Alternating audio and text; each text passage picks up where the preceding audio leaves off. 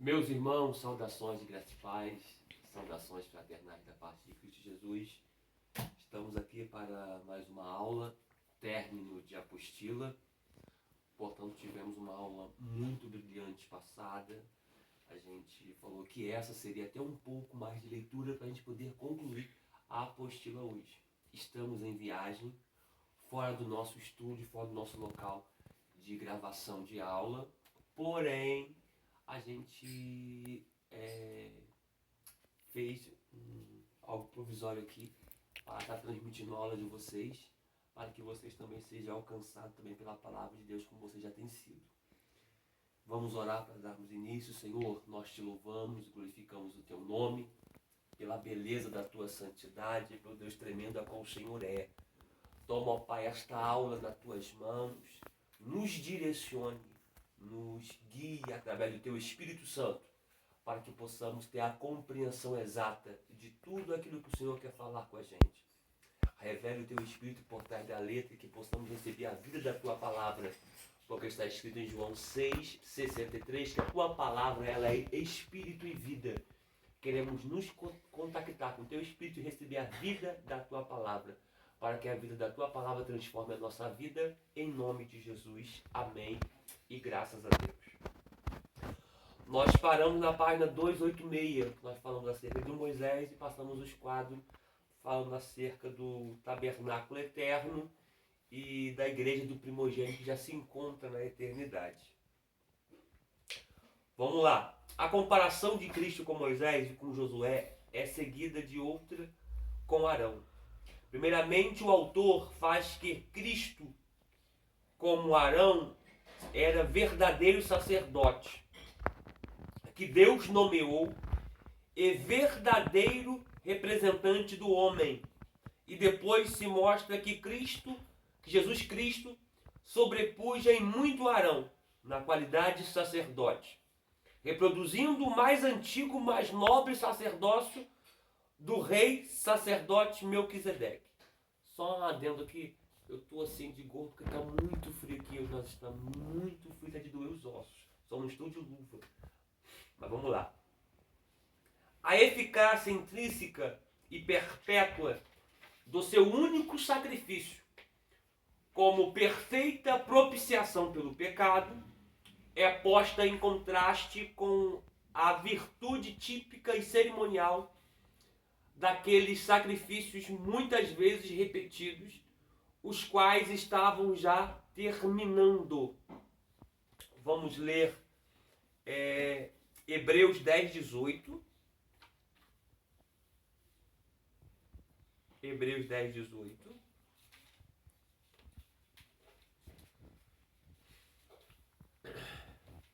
Que diz assim: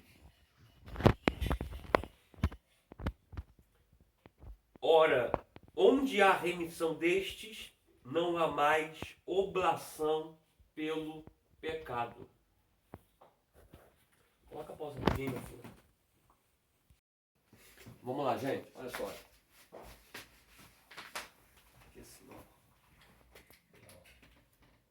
Oblação.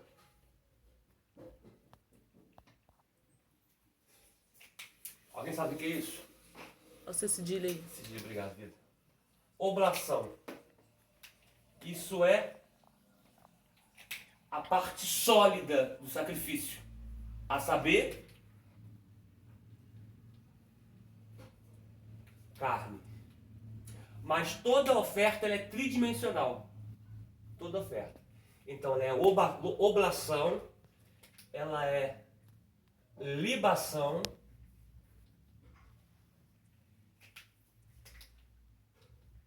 que é a parte líquida, que é o sangue, tá, gente? Que é o sangue, que é a parte líquida, ok? E a gordura.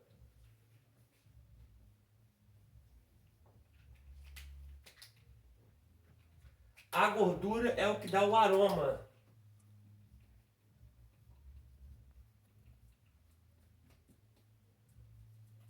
Cheiro. A gordura é o que dá o aroma, o cheiro. Experimenta fazer um arroz só com alho, sem a gordura. Dá um cheiro horrível.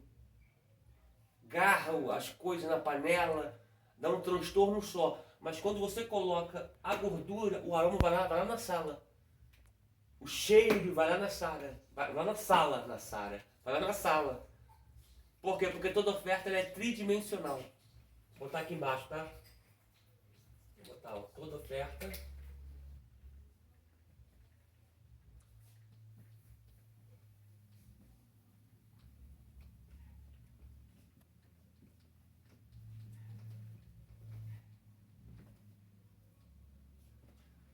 Só um minuto.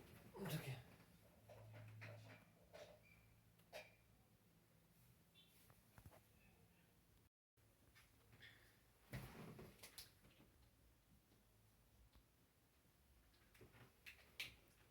Ela é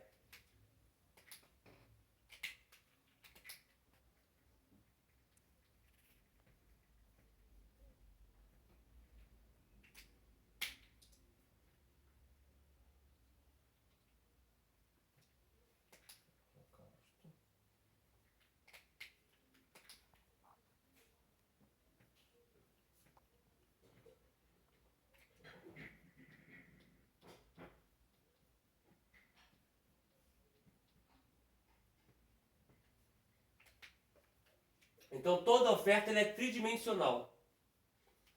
Ela é holocausto, cordeiro morto desde a fundação do mundo. Ela é manjar, está simbolizado ao trigo e ao vinho, que manjar tem que ser fruto da terra. E o sacrifício, aquele que morre fora dos portões de Jerusalém, como sacrifício. Tá? Por que tudo isso? Para se cumprir Hebreus capítulo 10, versículo 9. Que diz assim, ó, Hebreus 10, 9. Então disse, eis aqui venho, para fazer, ó Deus, a tua vontade. É a palavra de Jesus. Então disse, Jesus dizendo, eis aqui que eu venho, para fazer, ó Deus, a tua vontade. Tira o primeiro, você está falando de sacrifício, para se estabelecer o segundo. Remove o primeiro para se colocar o segundo. Por quê? Porque o primeiro era esporádico, era transitório. Tira o primeiro sacrifício e coloca o segundo. Porque o primeiro tinha data de validade, o segundo não. Tira o primeiro para acrescentar o segundo. Tudo que foi falado no Antigo Testamento é uma sombra do Novo Testamento. Por isso que a Bíblia diz que o Antigo Testamento é a sombra do Novo. Sombra não é algo original. Original é algo que faz com que a sombra esteja ali. Por isso que a pedra era Jesus. Tirou a pedra, apareceu Jesus. Quem apareceu para Abraão nos carvalhais de Manre foi Cristo. Mas apareceu como um mendigo, como um anjo. Tira ele como um anjo e apresenta Cristo. O cordeiro que foi imolado no Shemote, no Pessar, na Páscoa, no Êxodo, é Cristo. Então tira o cordeiro e bota Cristo. A serpente que foi levantada no deserto era Cristo. Tira a serpente e coloca Cristo. Ele veio para estabelecer o primeiro. Aliás, para estabelecer o segundo. Tirando o primeiro, estabelecendo o segundo. Ok? Vamos dar seguimento aqui. Porque eu falei que só ia só ler, pessoal. Vamos lá. Prossigamos. Na conclusão da epístola, são vivamente exortados os hebreus continuarem a sua vida de fé, com paciência e alegre confiança, no meio de provações presentes. Prova-se que a fé é virtude essencial da participação das prometidas bênçãos de Deus, e é exibida a sua ação e eficácia numa longa linha de heróis, mártires e confessores que termina em Jesus, o grandioso exemplar. E são os cristãos hebreus encorajados a sofrer também as suas provações, como sendo um paternal castigo que devia produzir o mais alto bem. Os gloriosos privilégios do novo pacto são apresentados para fazer conhecer o terrível perigo da apostasia. Seguem-se algumas exortações para cumprimento de especiais deveres, preceitos e regras da vida. E fecha o escritor a notável epístola com uma doxologia e bênção. Epístola de Tiago. A carta de Tiago foi escrita não a uma igreja específica de um só local, mas a todos os cristãos. Então é uma epístola universal para todos. Por isso, ela, juntamente com outras 6 cartas do Novo Testamento, 1 Pedro, 2 Pedro, 1 João, 2 João, 3 João, Judas, é chamada de carta universal ou epístola católica. Não se assuste em ouvir acerca de epístola católica, porque nós saímos da Igreja Católica. A Igreja Católica era a mãe de todas. Não dá tempo de eu fazer um quadro aqui para mostrar os fragmentos de onde saiu, qual a igreja que foi formada, mas outro dia eu vou passar para vocês. Eu creio que na história da igreja eu passo isso para vocês. Tá? Eu vou fazer um quadro com a Igreja Católica, como a Bíblia coloca ela como a mãe, né? Colocar lá, né? Eu vou dando os fragmentos da igreja odierna, saindo e para onde foram, quem fundou, quem não fundou, com o ano, tudo tal. Ou seja, de grande valia para vocês também. Ela trata de assuntos práticos da vida cristã. O autor fala sobre pobreza, riqueza, tentações e aflições, preconceitos, falar e o agir, o criticar, o orgulho e humildade, paciência, oração e fé. Lembrando só um ponto aqui de fé, gente. Você sabe que fé é um dom, né? A salvação vem pela fé. A salvação vem pela fé, que é um dom de Deus. O escritor vai dizer que sem fé é impossível agradar a quem? A Deus. Sem fé é impossível agradar a Deus. Observação aqui. O tempo odierno na igreja acha que a fé é para agradar a você. Acha que a fé é para te beneficiar, mas não. Nós aprendemos errado. A fé, ela é para agradar a Deus. Porque sem fé é impossível agradar a Ele. A gente acha que a fé é para agradar nós humanos. Vamos lá. Ele põe, acima de tudo, a necessidade de não somente crer, como também agir. Não adianta nada alguém dizer que tem fé, se não provar por meio das suas ações que a sua fé é viva e verdadeira.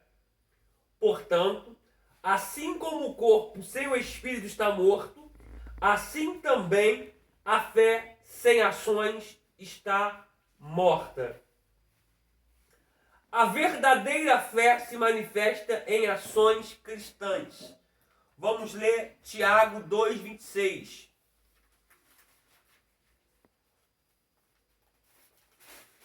Tiago 2,26 diz assim: porque assim como o corpo sem o espírito está morto, assim também a fé sem obras está morta. O autor chama a si mesmo de mestre. Ele ensina belas lições para todos os seguidores de Jesus Cristo. Com clareza e vigor, Tiago nos mostra como devemos viver e agir se somos cristãos de verdade. Esta carta trata de muitos assuntos diferentes, todos eles ligados à vida cristã. O autor dá conselhos práticos e, várias vezes, ele justifica os seus conselhos apelando para o Antigo Testamento. Por que eles vão citar o Antigo Testamento? Porque o Novo Testamento não existia. Pegou isso, vida? O Novo Testamento ainda não tinha sido compilado, digitado. Não. Então eles vão apelar para os escritos que eles têm, que são os pergaminhos do Antigo Testamento. Tanto a Torá, quanto os livros históricos, os poéticos, os profetas, são isso que eles têm, registrados. Não no Novo Testamento. Então eles têm que citar o Antigo Testamento, por não ter ainda o Novo Testamento. Levítico 19, 18 tal, fala sobre Abraão, Raabe e também sobre Jó e Elias, ok? Ele não cita diretamente nenhum ensinamento de Jesus, embora existam muitos pontos de contato com o Sermão do Monte. Então, capítulo 5 ao capítulo 7 de Mateus. Por exemplo, o que ele diz a respeito de juramentos é bem parecido com o que Jesus ensinou sobre o assunto. Tiago critica severamente os ricos. Ele se preocupa com o relacionamento entre cristãos no convívio da igreja. Todos devem ser tratados de igual modo, diz ele. Também não devem julgar uns aos outros, mas ter misericórdia dos outros.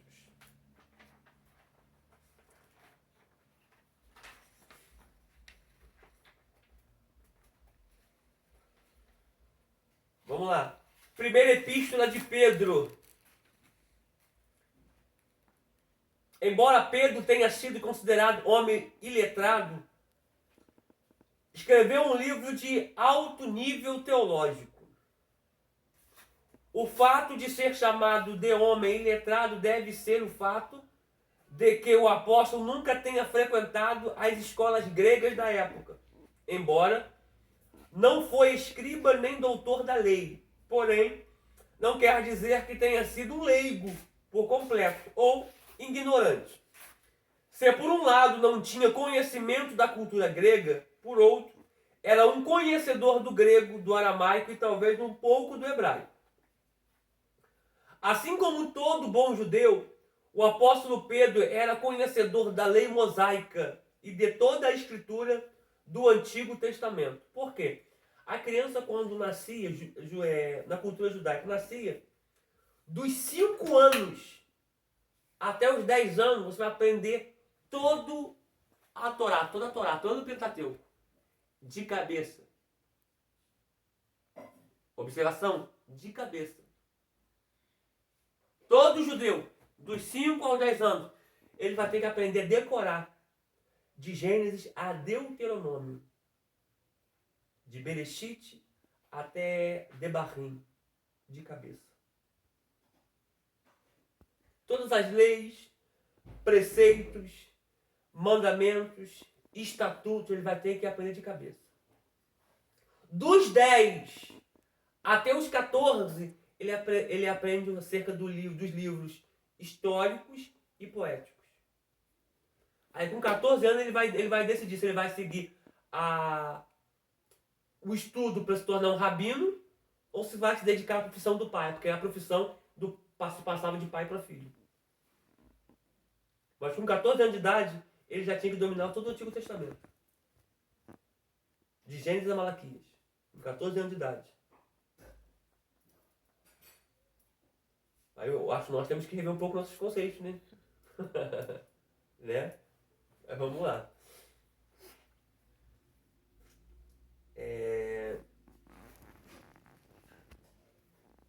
Entretanto, o que mais credencia este apóstolo é o fato dele ter testemunhado as aflições do Mestre Jesus.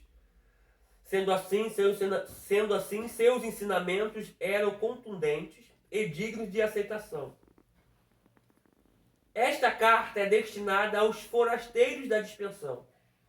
Esses cristãos eram pessoas que, como o antigo Israel, haviam se espalhado pelo mundo, com o título principal do livro, A Genuína Graça de Deus. Pedro convida os leitores a serem encorajados em Deus, mesmo diante das terríveis provações que enfrentavam. Quando olhamos a biografia deste apóstolo, vemos uma oposição aos gentios no início da igreja. Quando esta carta foi escrita, vemos que este problema já havia sido superado. Pedro passa a entender que o evangelho é para todos, seja judeu ou gentil.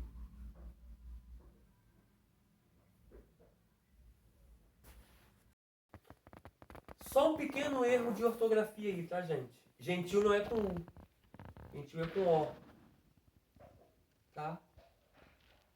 Quando fala de gentil com L, tá falando de sentimento. De adjetivo. É um adjetivo de uma pessoa, que é gentil. Tá? Só é porque deve ter computador, gentil, isso aqui, ó. Gentil. Tá? Que vem que nós somos nação gentílica. Quando fala assim, é gentil, é adjetivo. E não povo. Tá? Vamos lá, prossigamos. Segunda Epístola de Pedro, datada em cerca de 64 a 65 aproximadamente depois de Cristo. Esta segunda carta de Pedro destaca os dois caminhos. O primeiro é apresentado no segundo capítulo, o caminho da verdade. O outro caminho, o dos falsos mestres, é apresentado também no capítulo 2 e é chamado de caminho de Balaão. Caminho 1 fala da trajetória cristã, havendo escapado da corrupção que pela concupiscência há no mundo. Trata-se da conversão. Quem se converte não pode achar que já tem tudo o que Deus pode oferecer. Pedro diz que a caminhada espiritual é uma sequência e apresenta uma lista de qualidades que precisam ser alcançadas pelo cristão. O caminho 2 fala dos falsos mestres. Vemos que o apóstolo passa a falar de um assunto totalmente oposto ao que estava sendo tratado até então. Essa escrita de Pedro é muito semelhante à epístola de Judas. No capítulo 1, Pedro trata dos cristãos fiéis. Já em seu segundo capítulo, refere-se aos falsos mestres, seu caráter decadente, suas más obras e o consequente castigo. Esses são os que andam pelo caminho de Balaão. No capítulo final da epístola, Pedro recorda o ensino dos profetas e dos apóstolos, especialmente os avisos de que, nos últimos dias, se levantariam homens que ridicularizariam a ideia da segunda vinda do Senhor. Isso já tem. Isso que já tem. Tá? Eu não vou entrar nesse assunto aqui, que nós vamos abrir vários precedentes escatológicos. Tá? Mas que eu falo muito da escatologia, já tem. Tá? Pessoas que ridicularizam a volta de Cristo. Tá? Vamos lá. Porque a segunda vinda do Senhor era ridicularizada. Leiamos Pedro 3, 8 e 9. Isso aqui vamos ler, tá? Tem quantos minutos aí, vida? Tem 23. Segunda Pedro, capítulo 3. Então vai dar para entregar tudo num vídeo só. 8 e 9. Eu não queria botar um vídeo grande, outro vídeo com 5 minutos, fica coisa estranha. Vamos lá. 8 e 9. Mas, amados, não ignoreis uma coisa, que um dia para o Senhor é como 1000 anos, e 1000 anos como um dia. Quem disse isso aqui foi Moisés no Salmo 90. Tá? Deixa eu pegar a referência aqui para vocês. Embora o Salmo 90 seja anônimo, muitos atribuem estes salmos a Moisés. Tá, aqui, ó, oração de Moisés, homem de Deus. Ó. O Salmos número 90, verso 4. Porque 1000 anos são os teus olhos como o dia de ontem que passou e como a vigília da noite. 1000 anos para Deus é como o dia de ontem que passou. Por quê? Isso é o que eu tenho que fazer com vocês. Por quê? Ó.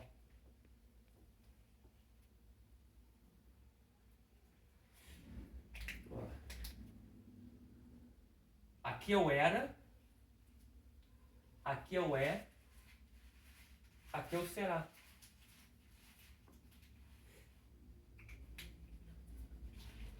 Aí aqui tem outro triângulozinho aqui, ó.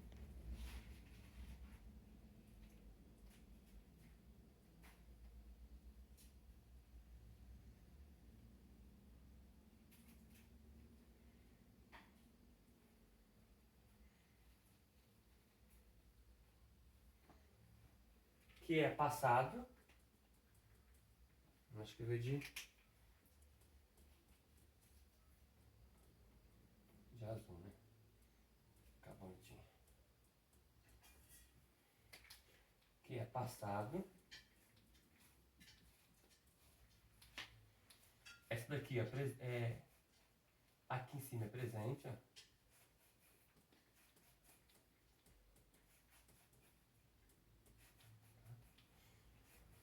E aqui é futuro. Lembrando que isso tinha que ser aqui dentro, tá, gente? Amor, tá errado o futuro.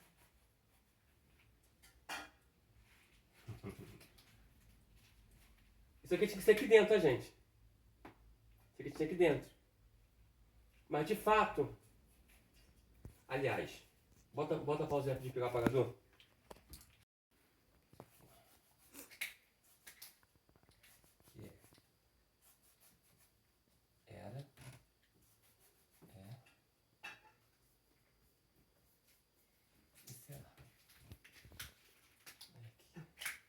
Tem outros aqui dentro.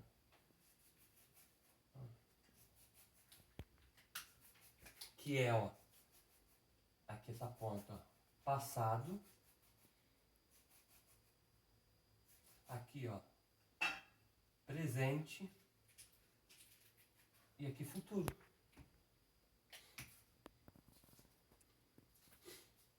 Tá? Quando a gente fala do que foi apontado aqui, que está lá em 2 Pedro, que 1000 dias para nós é como um dia para Deus, é porque aqui, ó, isso aqui, pega isso aqui, o mesmo instante que Deus te viu nascer aqui no passado, Ele te viu morrer aqui no futuro. No mesmo instante. Deus te viu nascer e te viu morrer. No mesmo instante. Quando João, isso aqui é escatologia, quando João está aqui no presente e ele vê uma porta aqui no céu, ó. Ele viu uma porta, tá? Apocalipse. E viu uma porta aberta. E um dos seres disse assim, ó, entra e sobe. Ele passou por aqui, ó. E chegou até aqui, ó. Aqui ele perdeu a noção do que é presente, do que é passado e do que é futuro. Não vou falar agora.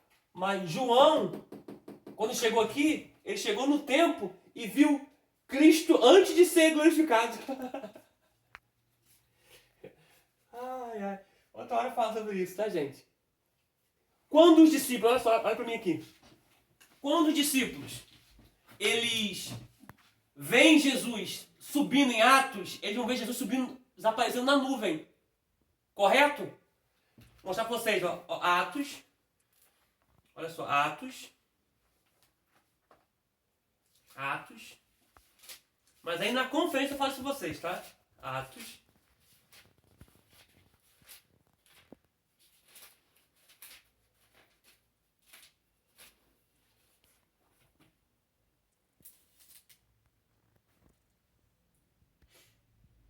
Ó, Atos 1:10. Estando com os olhos fitos no céu, enquanto ele subia, Jesus subia, os discípulos falando, ele subia, eis que junto deles se puseram 2 homens vestidos de branco, são 2 anjos, junto de Jesus, os quais disseram, homens galileus, por que estáis olhando para o céu? Esse Jesus, que dentre vós foi recebido em cima no céu, há de vir assim como para o céu viste ir. Se vocês viram ele indo na nuvem, ele vai voltar na nuvem. Só que o tempo é tão tremendo que só teve 2 pessoas que presenciaram Jesus vindo da nuvem para o céu. Eles viram Jesus da terra para a nuvem. E da nuvem ele sumiu. Da terra para a nuvem foi visível para quem estava ali. Da nuvem para a eternidade ninguém viu. Somente João e Daniel. Eles vão perguntar assim, quem é esse que vem das nuvens? Ah, gente. Estuda, gente, estuda. Isso eu vou dar tudo na conferência.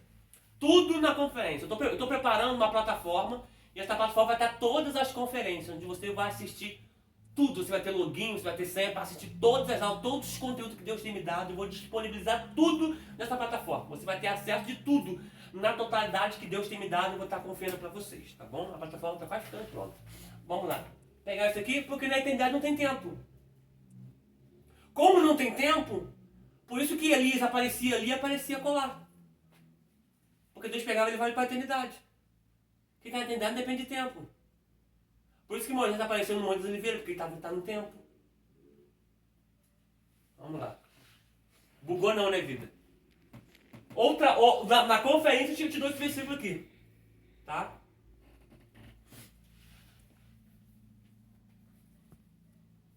E detalhe, a conferência que eu vou fazer não é para Nutella, gente. Crente Danoninho, né não. Tá? Se você é crente Danoninho, crente Nutella, não participa desta conferência. Eu vou te dar versículo bíblico e você vai ficar escandalizado. Você vai fazer, como é que pode? Então, se você não tem estrutura, maturidade, base espiritual para ele, não participa. Ainda que eu dê para 10 pessoas, que sejam essas 10 pessoas. Tá? Do que a gente ter 30 pessoas, tu fica assim, eu não sabia que era isso, eu não acredito que isso seja assim. E quando você mostra a Bíblia, quanto a fatos, não há argumentos. Vamos lá.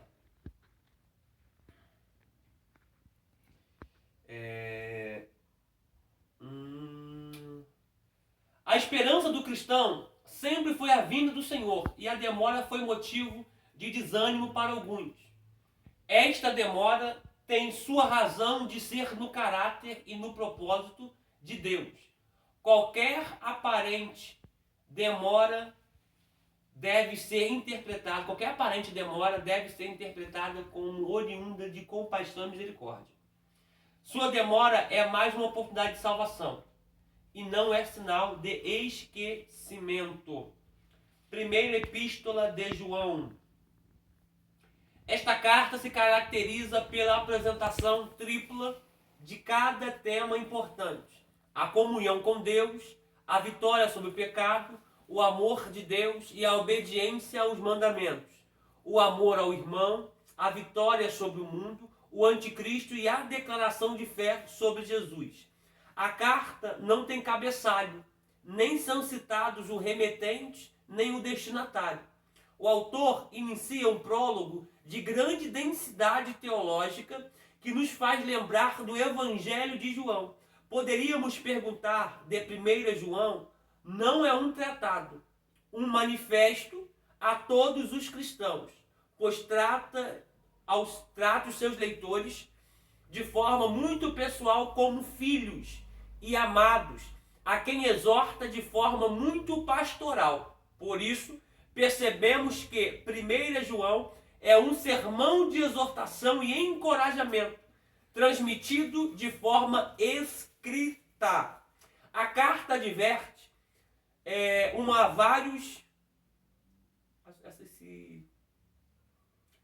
essa ortografia aqui está errada. Em vários trechos. Tem que eliminar esse A aqui.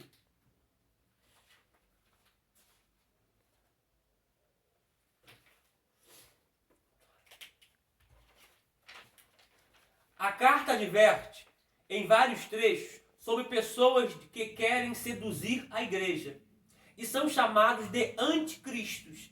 Lembra que anticristo é tudo aquilo que se opõe a Cristo.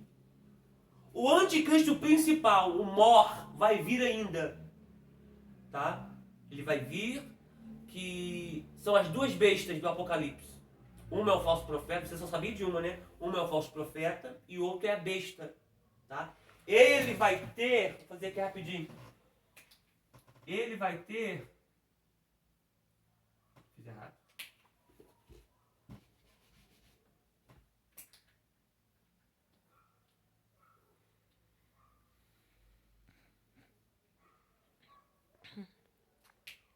o anticristo, esse aqui, ó, como pessoa, ele vai ter o espírito do falso profeta e ele vai ter o espírito do espírito que vai vir do abismo. Isso aqui tudo eu vou colocar no Apocalipse descomplicado para vocês.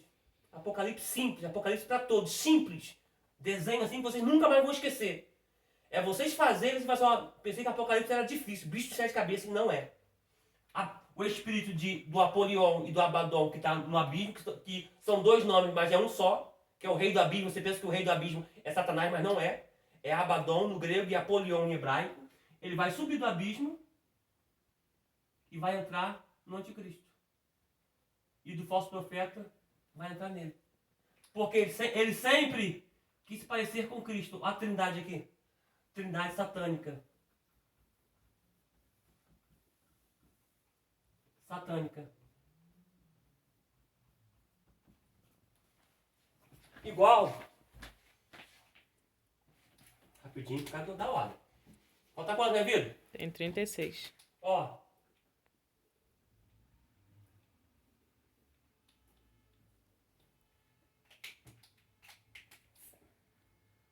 Filho.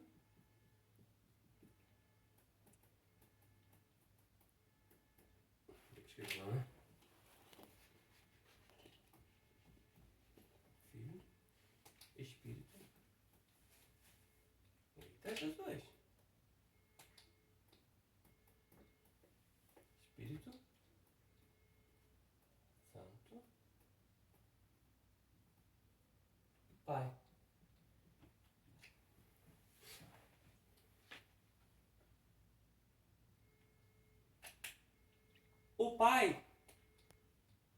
O pai não tem corpo. O pai não tem corpo, porque é espírito. João 4. Deus é espírito. Tá? Então, o pai, o que o pai fez? Entrou no filho. Como que o pai entrou no filho? Através do espírito. Se tornando um só.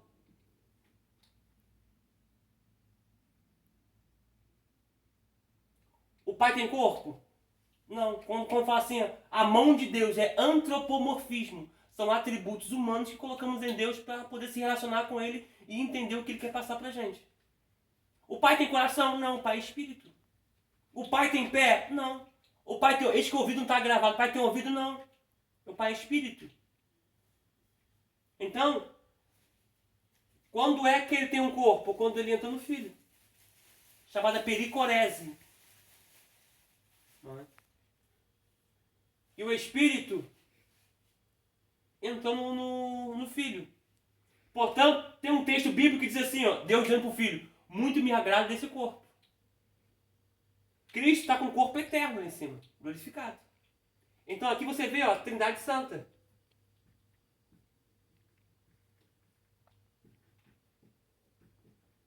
Trindade Santa. Simples. Desculpa se rabichou aqui assim, mas é para você entender. Ó, o pai entrou no filho e o espírito entrou no filho. Pegou isso aqui? Simples. Porque ele sempre quis se parecer com Deus. Então, já existe anticristo na igreja. Quando um irmão ou uma irmã levanta na igreja e fala assim, eu sou contra a estudo na igreja, é o anticristo. É o espírito do anticristo que está usando ela. É o espírito do anticristo que está usando ela. Eu não sou a favor de seminário na igreja. É o espírito do anticristo, gente. Tudo que é contra a obra de Cristo é o espírito do anticristo. Só que não é ele na sua totalidade. É a influência dele. Ok? Vamos lá. O conflito com esses enganadores é perceptível por toda a carta, pois rejeitam a verdadeira encarnação do Filho de Deus e por meio de falsos ensinamentos chegaram a uma vida religiosa falsa. Tanto esse livro quanto o Evangelho de João tomam posição contra a heresia gnóstica. Portanto, essa carta é uma exortação bem atual, que desafia a igreja a uma profissão de fé inequívoca sobre o Filho de Deus encarnado. Ela orienta os cristãos a confessarem o pecado, que precisa de perdão. Também reforço a relação inseparável entre fé e amor. Segunda epístola de João. Todas as epístolas de João foram escritas na mesma época. Nota-se, na segunda, que os assuntos da primeira ainda persistem na mente do apóstolo. Ele ainda se mostra combativo em relação aos enganadores. Seu reforço é a favor da verdadeira doutrina de Cristo. O contexto de 2 João é muito semelhante ao da primeira epístola. Esta carta é mais pessoal, pois dirige-se à senhora eleita e seus filhos. Última página, gente. Terceira epístola de João. Esta carta foi escrita pelo mesmo homem que escreveu a segunda carta de João. A carta é enviada a Gaio, que é o presbítero amado, dirigente de uma igreja e amigo chegado do autor. O autor, um presbítero, se queixa de Diótrefes, um líder da igreja, que é contra ele e os seus ensinamentos. Observou? Se é contra ele e os seus ensinamentos, é um pequeno anticristo. Porque está sendo contra aquilo que está sendo aplicado na igreja.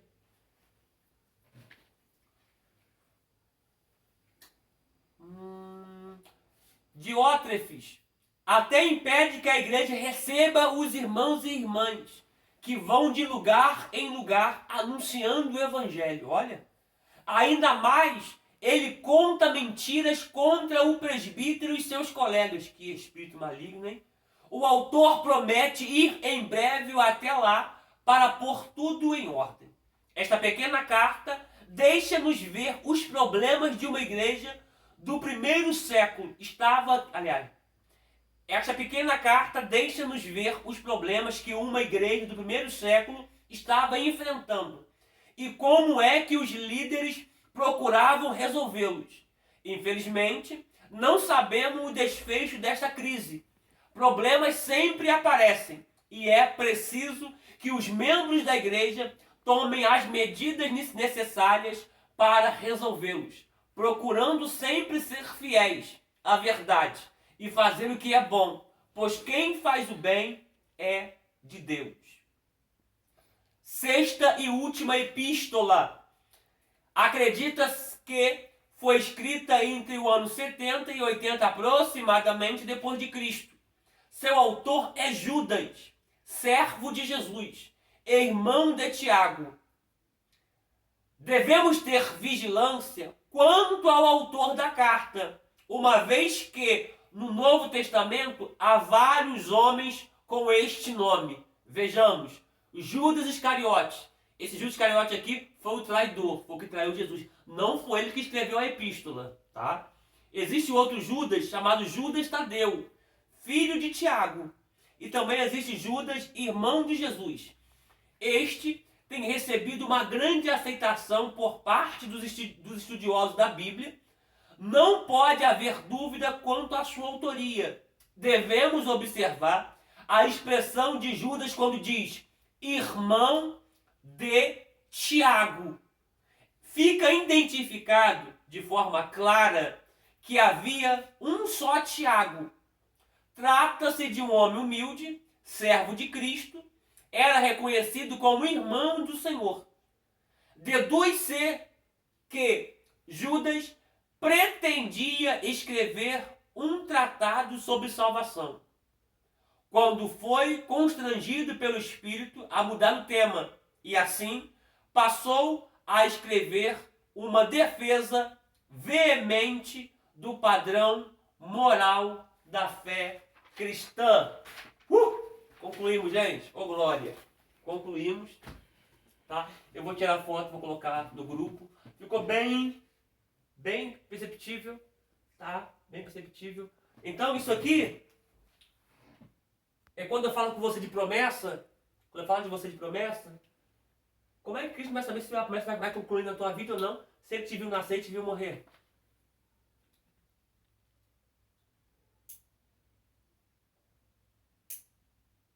Esse momento dá aquela tela azul. Pã. Tá? Então, quando a gente fez a promessa, porque ele sabe que a promessa vai acontecer. Porque ele já viu acontecer no trajetório da vida até a morte, ele já viu acontecer.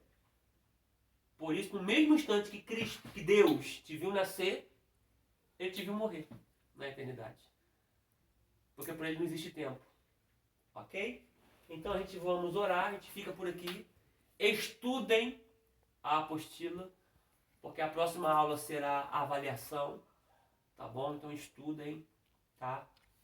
Para avaliação, leva o seu caderno, leva a sua Bíblia, leva a sua apostila, caneta azul, azul caneta, tá bom? E eu vou me despedir aqui de vocês com uma oração. Senhor, não tem como agradecer pela tua fidelidade, pelo Deus tremendo a qual o Senhor é. Muito obrigado, Senhor, por tudo aquilo que o Senhor tem nos proporcionado. A forma que o Senhor tem aberto o campo da nossa revelação, o campo do nosso entendimento. Muito obrigado, Senhor. Eu sei que eu não tenho nada. Eu sei que isso não provém do mecanismo humano, como foi falado na igreja, que foi ministrado ontem. Aquilo que eu tenho não é de mim. Aquilo que eu tenho, poucas pessoas tiveram na terra e poucas pessoas têm na terra, mas isso provém do Senhor. E eu sei disso, Senhor. Se eu me ausentar de Ti, aquilo que o Senhor tem me confiado não é nada. Porque vai desaparecer, assim como um filho pega a herança do pai e vai para longe do pai e gasta tudo, como um filho pródigo. Eu sou só alguma coisa perto do Senhor, envolvido com o Senhor e na sombra do Senhor. E eu te agradeço pela tua fidelidade. Muito obrigado por tudo. Em nome de Jesus. Amém. E graças a Deus.